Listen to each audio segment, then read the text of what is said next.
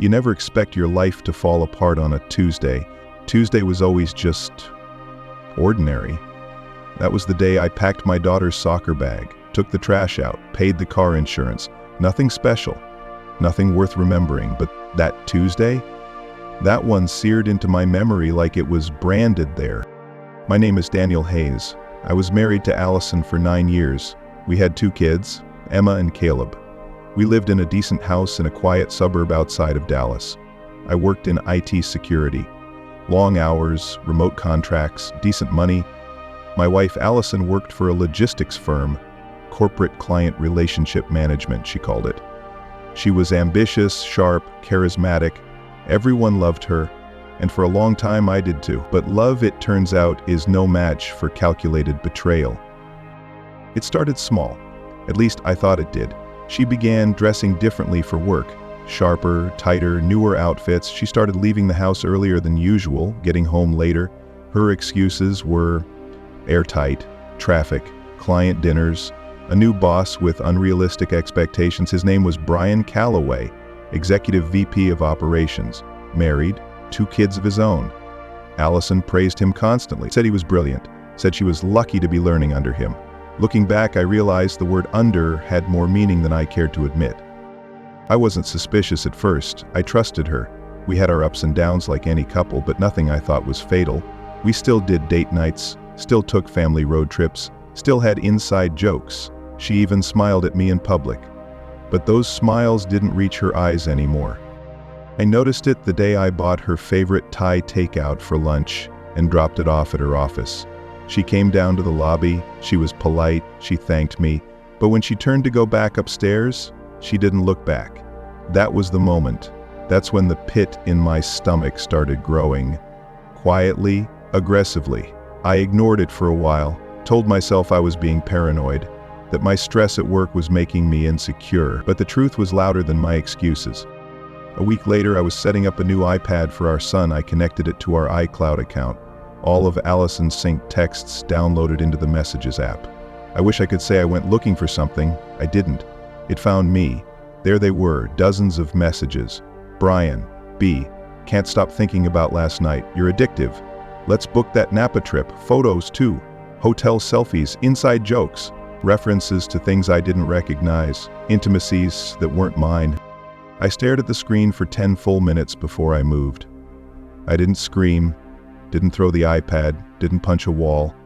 I sat down at the kitchen table and read every last message, every timestamp, every emoji, every lie, and then I took screenshots, dozens of them, stored them on a USB drive. I labeled the folder insurance. The next morning I confronted her. She didn't deny it, she cried, said it had been going on for 6 months, said she felt seen with him, said I'd grown distant. That part stung more than I expected. I packed a duffel bag and moved into a hotel that night, not because I was angry, but because I knew I couldn't stay in a house where every hallway echoed with lies. A week later, I sent an email, one I never thought I'd write. It went to Jennifer Calloway, Brian's wife. It read, I think you deserve to know who your husband is when you're not around. My wife has been sleeping with him for at least 6 months. I have proof. If you want to talk, here's my number. She called me the same day. She didn't cry, she didn't ask for details, she asked for proof. I gave her everything. Within a month, she'd filed for divorce.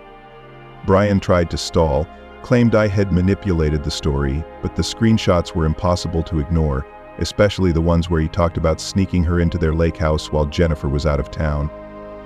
Jennifer didn't just divorce him, she took him to war. She got primary custody, she got the house, she got 2/3 of his stock portfolio in the settlement. And somewhere between lawyer visits and custody mediation, Jennifer and I started texting more. It wasn't flirty, at first it was just updates, support, 2 people who'd seen the same battlefield and survived. But then the messages got longer, deeper.